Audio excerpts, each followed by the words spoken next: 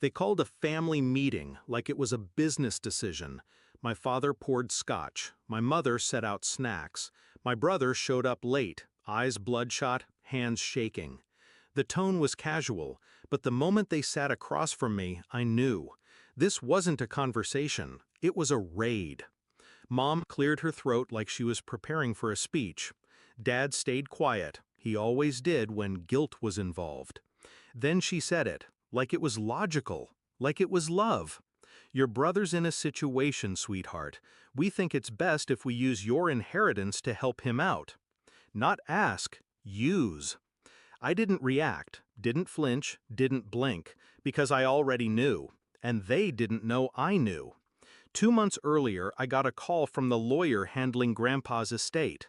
$750,000, held in my name, released on my 30th birthday.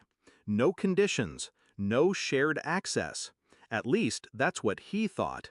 But I remembered the stories, how they spent my college fund to refinance the house, how they borrowed the savings account I started at 16, how my brother once pawned my laptop for chips at a casino 2 towns over, and Mom covered for him.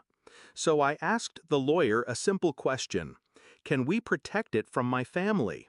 His answer came in the form of a trust, irrevocable, controlled by me, no co-signers, no second chances. Still, I wanted to believe, maybe, just maybe, they wouldn't try, that they'd let me breathe. But now here they were, telling me how to save his life with my money. Dad finally spoke. He owes some dangerous people. They'll hurt him, hurt us. That part made me laugh, softly, inwardly, because when I was 19 and had nowhere to go after a mental breakdown, they told me to tough it out. When I said I couldn't pay rent, they told me, figure it out, you're an adult. Now? Now they were suddenly fragile? My brother never looked at me. He sat with his head low, tapping his fingers like he was itching for a fix. This was the 3rd time he'd needed saving. But this time, I wasn't the one drowning. I let them finish.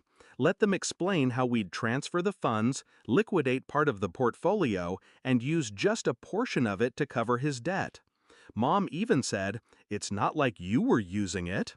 That one stuck, like my dreams were optional, like I hadn't bled for every cent.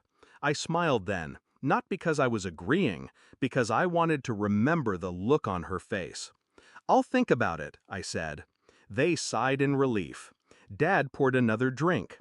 Mom touched my hand like we were close again. And my brother finally looked up, with those eyes, the ones that always assumed I'd fold. They didn't know that 10 minutes before I walked in, I'd sent a confirmation email to my attorney. The trust had been fully executed, locked, sealed, beyond reach. Any attempts to transfer funds without my signature would trigger an alert, and any legal pressure would hit a wall thick with concrete and fine print. 2 days passed. I waited. Then Mom called, cheerful, said she'd started the paperwork. I told her there was nothing to start. She went quiet. I told her it's all in a trust, irrevocable, unbreakable.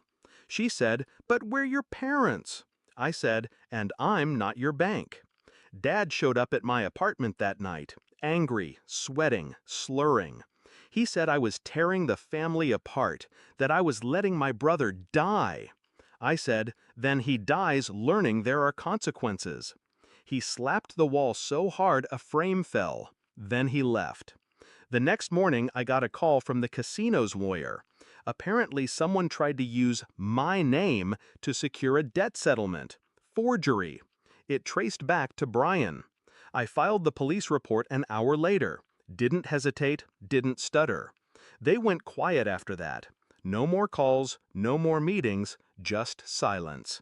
And silence, finally, felt like peace. A month later, I took a trip. Paris, first class. Used a small portion of the trust. Not to escape, but to live. To breathe in air that didn't smell like guilt.